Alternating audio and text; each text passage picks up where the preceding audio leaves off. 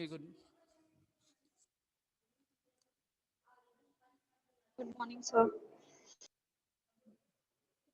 ಅಲ್ಲೇ ಎಷ್ಟಾಯ್ತು ಈಗ ಅಲ್ಲೇ ಹಿನ್ ಹಾ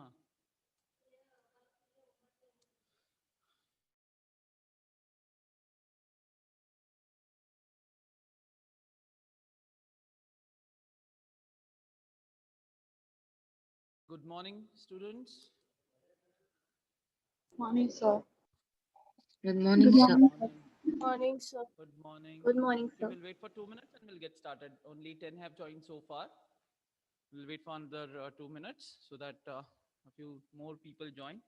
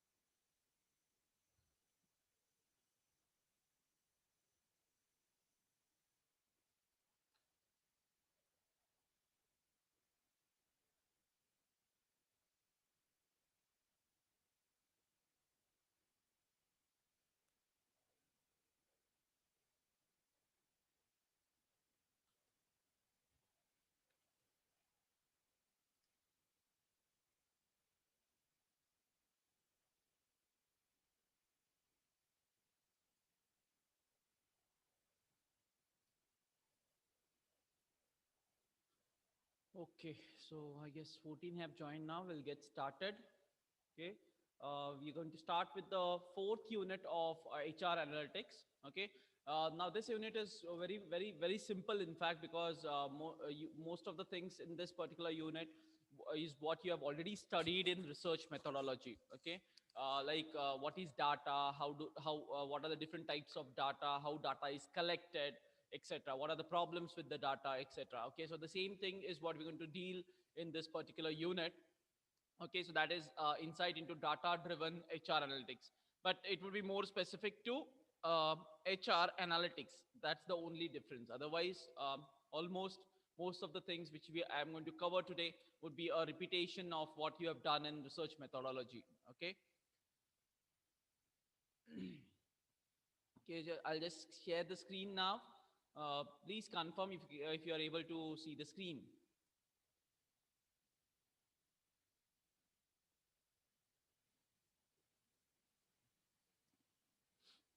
Okay, this way it's loading. It's taking time to load.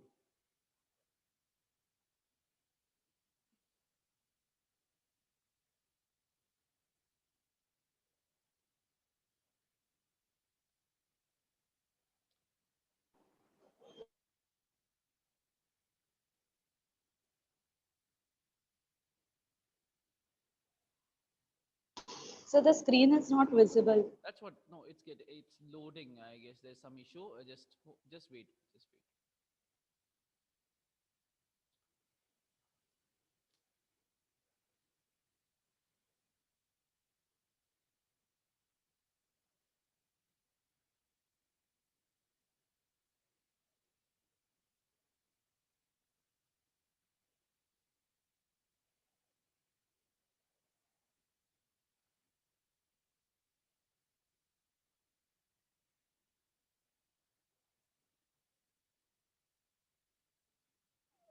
Okay, got loaded. Okay. Yes. Okay, guys, please confirm if you can see the screen now.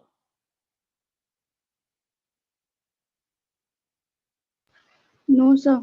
No. Now. Yes, sir. Yes, Now it is sir. visible. Okay, thank you, thank you. Okay, good morning once again.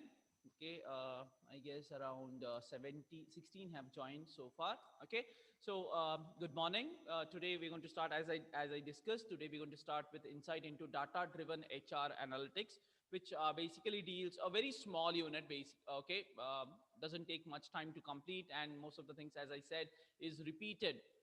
Okay, so let's understand what is this data and how it is used in HR analytics. What are the various sources of data, how it is processed, etc. Okay, so introduction. Okay, data driven HR analytics using data uses data. Okay, it's not uses data and extracting insights to improve performance of the people in the organization as well as to contribute to the success of the organization. Okay, so what does HRA do? What is HR? Data driven HRA. Okay, it is basically using data and extracting insights is getting some inferences out of that data.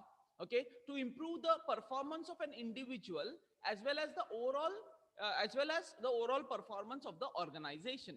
So that is what data driven HR analytics is. Okay, so it uses the data to get some insights into it so that the individual performance can be improved, and in turn the success of the organization is also assured, or it contributes to the success of the organization. That is what data driven HR analytics is. Okay, the top priority of data driven people management is to add value to the organization and to do it in a smartest possible way. Okay, so what is the ultimate objective of this data driven HR analytics? It is the success of the organization, or add value to the organization. Okay, so see, from earlier times, from historical times, data is available. Okay, data was available from past, when the industrial revolution, the first industrial revolution started, or when the first organization started, data was already available, but nobody was using it for productive purposes. Okay, it was just a data which was a part of your book or a manual, and that used to lie there itself. Okay, but now what is happening is this data which is available maybe through HR HRMS, or that is called as human resource management system. Okay, whatever data is available, the analysts are using that data to get some inferences and to find out whether those inferences, whether those insights that they have got would be useful to create value to the organization, add value to the organization. Okay, that is why, that is how data is used right now. So what is the ultimate priority of data driven HR analytics? It is the success of the organization, or to add value to the organization, and it has to be done in the smartest possible way. You cannot keep on cannot sit with sheets together and then try to analyze something. No, it is using the smartest possible way, using different analytical softwares. Okay, like let's say SPSS, R, Python. There are different types of softwares which are used, so you can use this and get the best results or best insights of that particular data which is available. Okay, so that is another objective of data driven HR analytics. Then the main focus is to make HR more smarter by taking smarter decisions. Yes. Okay, so when the HR speaks with data, he speaks in terms of data. Okay, nobody can challenge him because he is speaking facts. It is factual data, right? So that makes him more smarter, that makes him handle situations in a more better way. Okay, or take decisions which is more appropriate, okay, which are more certain, okay, which will give you certain results. That is how HRs become more smart. So the people who use data and take decisions on the basis of data are considered to be more smarter than the people who just take decisions on the basis of the historical experiences, okay, or the past experiences. So always, uh, if your decision is backed by data, you will be considered more effective than another person who is just taking decision based on his past performance or past experiences. Okay, so that is why data driven HR analytics is has become very important, okay, nowadays. Okay, let's understand the sources of data now. Okay, what are the data sources? Okay, basic two classifications is your internal data and your external data. Okay, so what does internal data includes? First of all, internal data, from where do we get it? We get it from HRIS, that is Human Resource Information System. Okay, there's something called as we already know what is MIS, Management Information System, where all the information related to the organization is recorded or stored. Okay, so HRIS is very specific to human resource. Okay, it's a part of MIS itself, but it is specific to human resource. So Human Resource Information System. Okay, core talent management system is what it is called as. Okay, so that is the basic source from you where you get the internal data. Now what data do you get from this particular information system? You get the employee tenure. How much, for how much long has that employee been working in your organization? Okay, let's imagine that you are the HR of a particular organization and there are around 300 people working in your organization. Okay, including your workers, including your administrative staff, etc. There are around 300 people working in your organization. Now is it really possible for you to remember the tenure of each and every employee? Will you be able to remember the joining dates of each and every employee, the retirement dates of each and every employee? It's hardly possible. 300 entries, it's not possible, right? And so this HRIS, okay, is a record keeping management system where all the records are available. So you get the employee tenure, employee compensation, how much compensation is paid to each and every employee. Okay, how much is the basic paid, how much is the DA paid, how much is the HRA, okay, and different kinds of allowances and perquisites that are paid to the employees. That is recorded, that information is available. Then employee training records, how much training has been provided, what type of training has been provided. Okay, so that records are also available in this HRIS. Then performance appraisal data, in the past what was the performance appraisal done?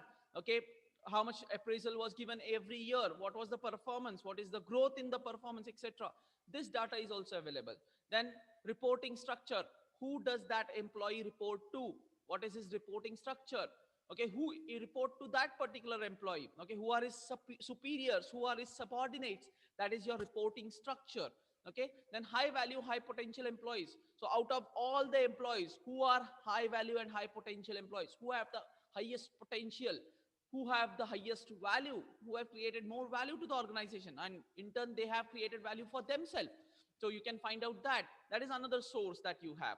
And then disciplinary action taken against an employee, if any. Okay, if any employee, anything has gone wrong and any disciplinary action has been taken against that particular employee, then that data is also available. So these are the different sources of internal data, okay, within the organization. And all these data is basically available through HRIS, that is Human Resource Information System. So are you clear with the internal data?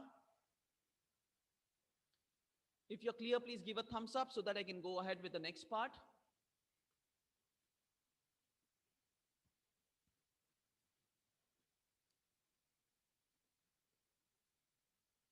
Okay, guys, thank you. Fine. Okay. Next one is external data. Now, the word itself tells us what is external data. External data is something which is related outside to the outside world. Okay, outside the company. Okay. So, company financial data. Okay. Yes, it is external data. Though you will say it is internal data because it is produced by the internal people and all, but it is for external use. That company's financial data is for external use. Now, this may be related to your company or it may be related to some other company. That is external data. So, financial data is external data. Second one is organization specific data. You want to find out something about a particular organization. Okay, some strategies or some steps that they have taken, some kind of information that you want to get from other companies, from your competitors, let's say. Okay, that is again an external data. Then passive data from employees. Now, what is this passive data from employees is? Okay, uh, though when you employ a particular employee in your organization, you maintain all the records in your HRIS, that is human resource information system, or HRMS management system. Okay, and this particular data is continuously recorded and continuously modified as per the days go on. You go on adding data to it, go on making additions and deletions, whatever is required as per the needs.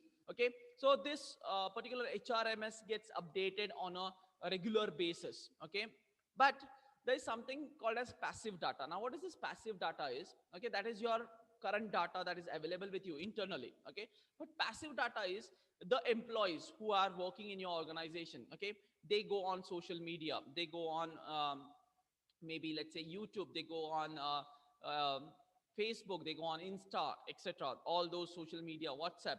Okay, all those social medias which are available to you, and they try to search for something, or they try to get some information from the media, social media, or they post something. Okay, from that also you will come to know lots of insights about that particular individual. Okay, like Facebook. Okay, let's take this one example, Facebook. And you have got some data from employee A. There is some employee A in your organization, and he has his own Facebook page. Okay, and you try to access that page, and you can get a lot of data out of it, and you can find out what kind of behavior that employee has, what kind of inclination that the employee has, what is his interest, what are his disinterests, etc., can be found out. Okay, from these external sources. That is called as passive data from the employees. Okay, employee just go on putting the data. They don't intend to uh, uh, put it so that you can use it as a company. No, they are just passively entering it. Okay, or liking something, sharing something, posting something. They're doing it passively, quite passively, for their own out of their own interest. Okay, but you can use it. Okay, you can use it to get better insights into it, and to try to find out something out of the sites that he watches. Okay, that sites that he visits. Okay, the kind of videos that he or she watches or downloads. Okay, the Facebook pages that he visits, different types of pages that he visits. Okay, different types of posts that he make. Okay, so all these passive data sources can give you some insight about that particular employee. Okay, so that is another external source that you can use. And historical data is the past data which is already available outside the organization, about maybe about a particular employee. He was working in some other organization, so data would be available in that organization. You can pull in that data. Okay, so all such sources becomes external sources. Okay, because historical means past data. He might be working in some other organization, he might be doing something else. Okay, so taking it from those sources, that becomes again a source of external data. Okay, so this is how external data, this is what external data is, and this is how external data is collected. Okay, from the company's financial statements, then organization specific data from various websites. Now, also there are websites. Okay, I'll just stress more on this particular point now. Okay, in organization specific data, there are specific websites where you can just pay 100 or 200 rupees, and you get the entire data about a particular company. Okay, especially the Ministry of Corporate Affairs. If you go to the website of the Ministry of Corporate Affairs, There they have a scheme of getting data of any company which is registered under the under in India, which is registered in India. You get all the information about that particular company in that website. You have to just pay a nominal fee of 100 or 200 rupees over there, and you get all the data related to that company. So again, it is very specific to that particular company which you want to get the data. Again, it becomes an external source, a secondary source. Okay, so this is how external sources are used to collect data. Okay, so are you clear with the internal sources and external sources? Internal, basically within the organization. External is outside the organization. Are you all clear with this?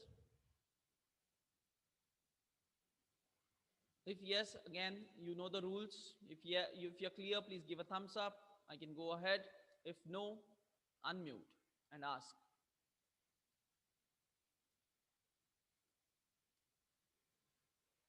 Okay, great. Okay, so after this, we have some issues with data. Okay, what are the various issues that we face with data? Okay, uh, first one is shortage of professionals. Yes. Okay, I have been stressing on this particular point since the first class. I remember where I said, okay, HR analytics is the latest field in human resource, and we are falling short of analysts. We don't get analysts at all. Okay, India is falling, has an acute shortage of analysts. Okay, so the same thing comes here. Okay, though the data is available in plenty. Okay, as I said, you have hundreds and thousands of sources from where you can get the data, but there are hardly any professionals to interpret or to basically use the data and uh, interpret or get some insights from that data. So there is acute shortage of professionals, okay, or data analysts. Okay, then the amount of data. Another issue is with the amount of data. As I said, huge amount of data is available. It becomes a problem. Okay, like if you have enough money to meet your needs, it's fine. But if where you have more money than required, then again it becomes a problem. What to do with that? Where to keep it? Should I keep it in my bathroom, or should I keep it in my kitchen, or should I give it to my friend to keep it? That becomes a problem. So amount is very important. So in the similar way, data also, huge amount of data is available on the internet. Okay, uh, on the cloud, etc. And that creates a problem. Which is the best source, or which is the best data now? What is the data that I really require? Confusion. Okay, because huge amount is available. Okay, next one is meaningful and real-time data. Yes, though as I said, there is lot of data available on the internet. Now the trustworthy sources again is a questionable uh, or is questionable, because um, the data is available in different sources are different. Okay, pertaining to a particular item itself, but the data available would be different. Let's say, even if you consider the financial statements. Okay, you go to moneycontrol.com, the financial statements might be a bit different. You go to Yahoo Finance, the financial statements might be differing. Okay, or you go to the company's website and get the financial details, they may differ. Okay, so which source should I believe in? Which is the most dependable source? So that is another issue with data, that is getting meaningful data and real time data. Real time data is the data which is currently updated. Okay, real time is immediate data. Okay, you cannot just every time, you cannot just depend on the historical data which is available from the past. Okay, most of the times you need to have real time data to take real time decisions. In case of HR, okay, you cannot just every time take decisions on the past history and past data. You need to have the data right now. Okay, what is happening currently, and on the basis of that you need to take decisions. Okay, so real time data is very important, which is again a problem, because getting real time data becomes problem. The sources, etc. Okay, is a problem.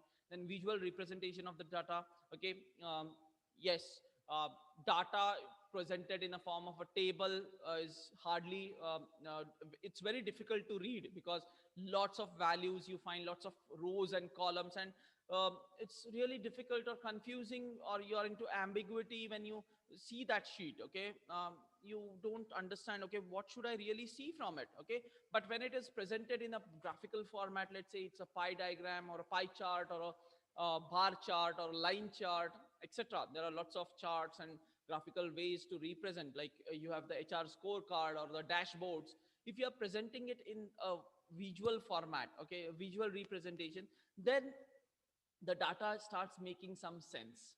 Okay, it starts giving some sense, let's say. Okay, so that is another issue, that you have to create, you have to go for a visual representation of the data. So that is another issue of our data. And data from multiple sources, as I said that when I was talking about amount of data or meaningful data. Okay, multiple sources, one single data is available from hundreds of sources. Okay, again, which source is the best source has to be properly decided, because that decides your quality of your analysis. Okay, like for example, let's say my how much is my income. Now, how much is my income? I can get it from my pan, I can get it from my Aadhaar card. Okay, because my Aadhaar has been linked to almost all my accounts. So yes, they can track me through my Aadhaar card, they can track me through my pan, they can track me through my income tax returns. Okay, they can track me through my bank accounts. Okay, they can track me through the college, etc. There are multiple sources through which they can get the information about how much salary do I earn. Okay, this is just an example that I'm talking about. But which is the best source, or which is the most appropriate source that they can believe in, they can trust, and they can use it for their analysis? Again, a big question. So that is another issue, that is data is available from multiple sources. Sometimes it is also advised that you don't depend on one source, try to get information from different sources. Okay, that is also one of the uh, precautions that data analysts take, that they don't depend just on one source. Okay, they want a set of data, let's say share prices of a particular company. They will not go only to one particular website and get the share prices. They may go for 2 3 websites, and then they can judge which is the best, or they can do it on an average basis, etc. Okay, so that is another way of handling data, that is from multiple sources. Okay, next one is inaccessible data. Okay, there are some data which is not accessible at all. Okay, you cannot have access to it. Like if I want some data related to the company, okay, company's finances. Okay, I can hardly get it. Okay, I can just get the balance sheet and P&L account, but I want to know, okay, who are the customers, how much credit is given to the customers, and okay, how many of them have paid in time, etc. If I want to have this data, then it becomes difficult. It's not accessible. I cannot go and ask the company to give me all these data. They will not be able to share the data. Okay, who are the suppliers, how much are you paying to the suppliers, how much are you charging to each and every customers. Okay, how much payment you are making to all the employees, how much is the okay, DA and all. That is quite general where you can get it, but there would be certain things that relating to HR that you won't be able to understand, won't be able to get. Okay, that is inaccessible. Like on what basis was the promotion done, on what basis was the appraisal done, though you filled your appraisal form, but it may not go as per the form that you have filled. There might be something else, and that data, that calculation which was done is not accessible. You will not be able to get the access to that particular data. So inaccessible data is another issue with data. Poor quality, yes. Okay, sometimes you just go to Google and try to search for an information or try to get some data, and the first website that comes, you just go click on that and get the data. Now, how trustworthy it is? Okay, you do not know the quality of it, you do not know the genuinity of that particular source. Okay, you just take it, you do the analysis, and you come to some inferences, okay, or some insights. Okay, now that data may be of a poor quality. Okay, it may not be properly arranged, it may be, there might be a lot of missing data into it. Okay, there might be n number of problems with that particular thing. And when there is let's say when the data is missing, we call it as a poor quality data. Let's say I want to collect information about my product from let's say 200 respondents or 200 people. Okay, or let's talk in HR terms, where I have started a new facility for HRs, for the employees. Okay, for uh, let's say, mm, engagement of employees. I have started something, some new training or some kind of new initiative I have taken. Okay, now I want to find out the effectiveness of that. I give a questionnaire, a small survey to all my employees. Let's say there are around 500 employees in the organization. I give that survey to all the employees, and there are let's say around 50 to 60 employees who have not filled the complete data. They have left questions in between, or they have just randomly filled the data, etc. There might be a number of problems there. Okay, what happens because of all these things? The quality of the data is affected. It becomes a poor quality data, because I will be doing an analysis and getting the inferences out of that particular data which is available, which is missing, which is randomly filled, or it is filled under influence, whatever it may be. So that becomes a poor quality of data. So that is another issue about the quality of the data. Then sometimes pressure from the top. Yes, okay, getting data becomes difficult, or you have pressure from the top, and you have to manipulate the data and make it um, suit the needs of the organization or the top bosses. Okay, though from the data that is available, you may get some inference which is not um, in line with what the management wants. They may ask you to change the data. Okay, so that is what pressure from the top is. Okay, they may want you to get a more better picture about the HR practices in the organization, so they may ask you to change the data, get the required analysis done, and get the required results. Okay, not the exact results, I'm talking about required results. So that is what pressure from the top is. Then lack of support. Yes, whenever you are doing data analysis, okay, there is lack of support from various parties, various entities, let's say, like different departments. When you are doing an analytics, you want data from different departments. Now they may not cooperate with you. Okay, so they may not support you in giving the data correctly, or giving the data in a proper format, etc. So when this happens, again, there is lack of support, and the quality of the data is compromised, and the different issues arises about the data, incomplete data, etc. Okay, so that is what lack of support is. Okay, you don't get support from all the entities for getting the correct data, complete data to do the analysis. Okay, next one is confusion and anxiety. Yes, there is a lot of confusion when you see a huge amount of data in front of you. You are first of all confused, and you are very mm, anxiety is one thing that you experience, because okay, so much of data is available, what should I do with it? So first thing that comes to your mind is, what should I do with such a huge amount of data?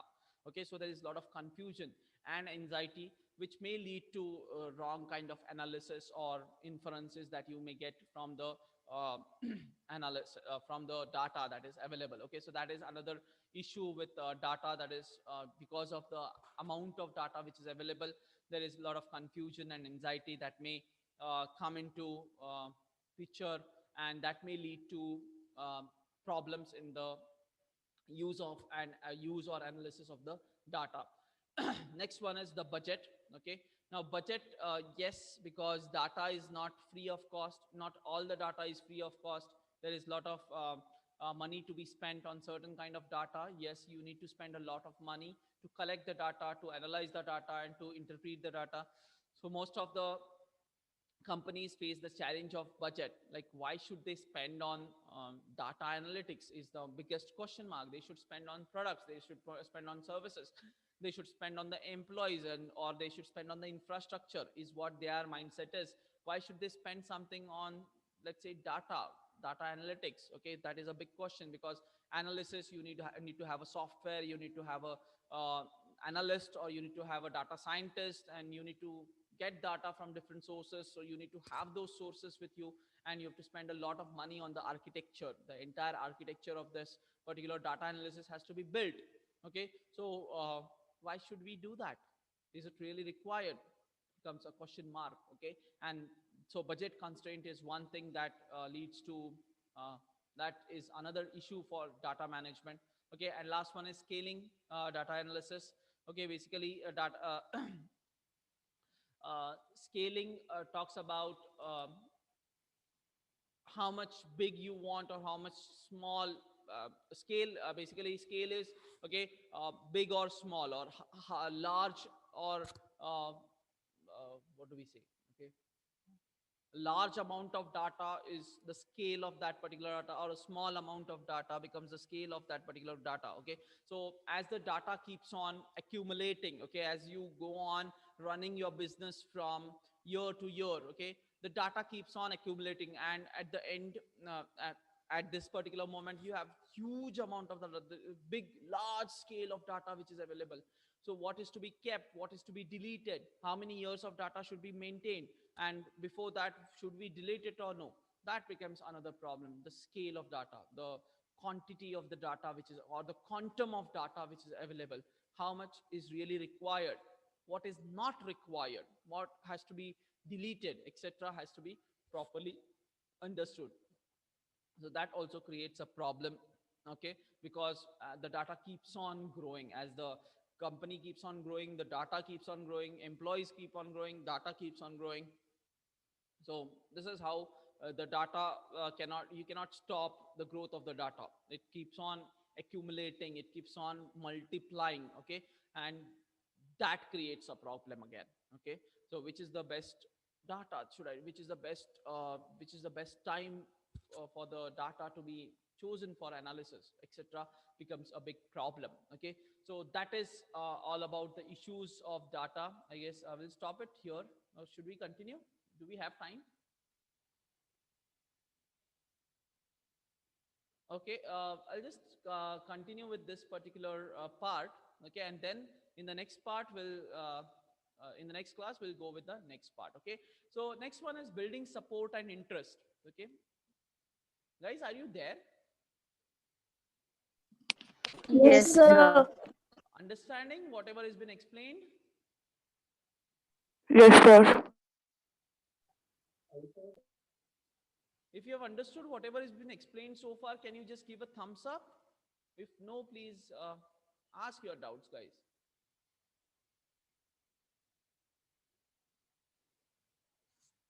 Zora, are you clear with whatever has been taught so far?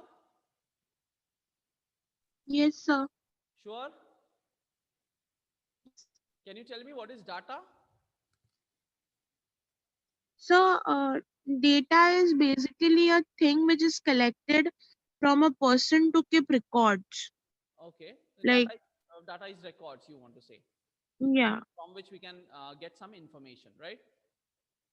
Yes, sir. Okay, fine. Gautami, are you clear with whatever has been covered so far? Yes, sir. Sure. Yes, sir. Can you tell me what is HRIS? Um, You joined late, I guess. yes, sir. Sanket, are you there? Sanket Rasal, are you there? Yes, sir. Yes, Good sir. Yes, sir. morning. Good morning, sir. After a long time, hope everything is fine. Yes, sir. Fine. Good. What is HRIS, Sanket? HRIS.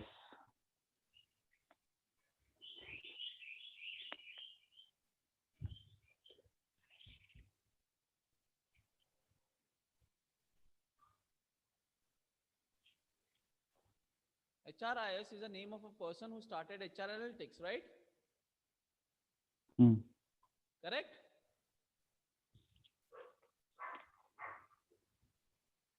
Human HRIS Resource means Harris, Manage. who started the, who invented this, or who gave this term HR Analytics to the world of HR. Am I right? Sanket? Yes, sir. Yes, right? So what is HRIS, Sanket? Human Resource System, sir. It is Human Resource Information Manage System. System. And what is HRMS? Management System, sir. Very good, very good. Okay, so that is what I was dealing with. Okay, then next one is building support and interest. Okay, the one issue with the data was, if you understand, uh, support was one of the issue with the data. So how do you build that support and make people interested into the data analytics? Okay, how does you convince people that yes, data will help us in getting in creating value to the organization, not only the organization but the individuals also. Okay, that is what building support and interest is. So first is defining the value.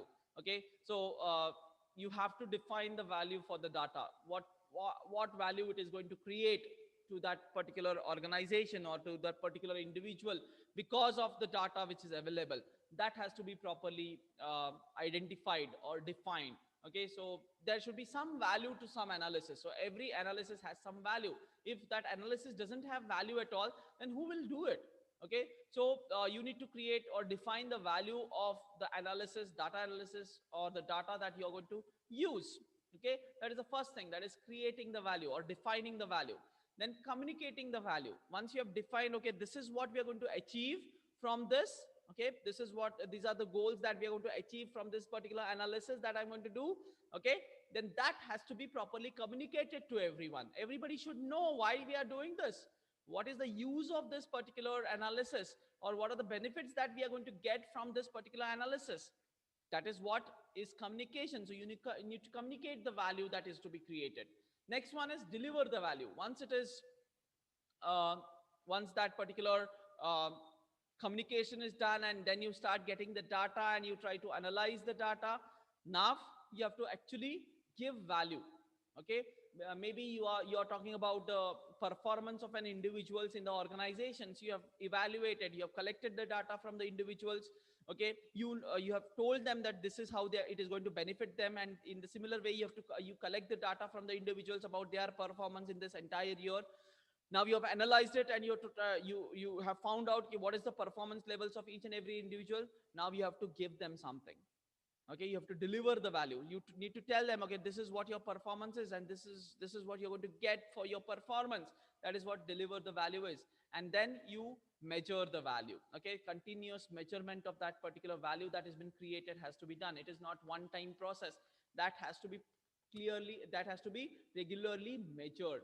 The value that you have created now because of this data analysis, whatever value has been created, okay, that has to be properly measured and monitored on a regular basis. Okay, that is how you can build support for data analytics or HR analytics in simple ways. Okay, by defining the value for that analysis, communicating that value, then creating or delivering the value, and then measuring the value. So this is how you can build trust and support, or support and interest amongst the individuals in the organization for data analytics or HR analytics. Okay, so are you clear with this? Any doubts here?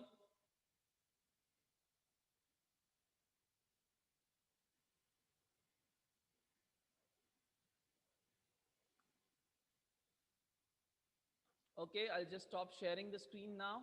Okay, if you have any doubts, you are free to ask.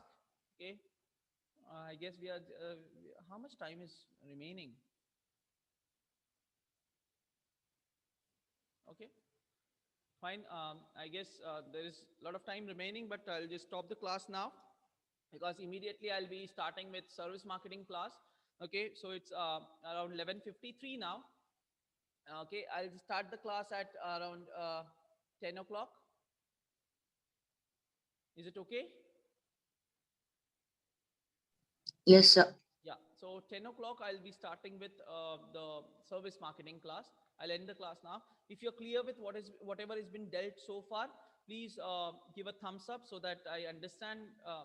It's clear to me that you have understood whatever has been dealt, and we can continue with the next part in the next class. Okay, great. Okay, so we'll stop it over here. In the next class, we'll continue with the next part of HR analytics. Okay, thank you guys. Have a good day. And 10 o'clock, I'll start with service marketing class. Okay, thank you. Thank you. Thank you, sir.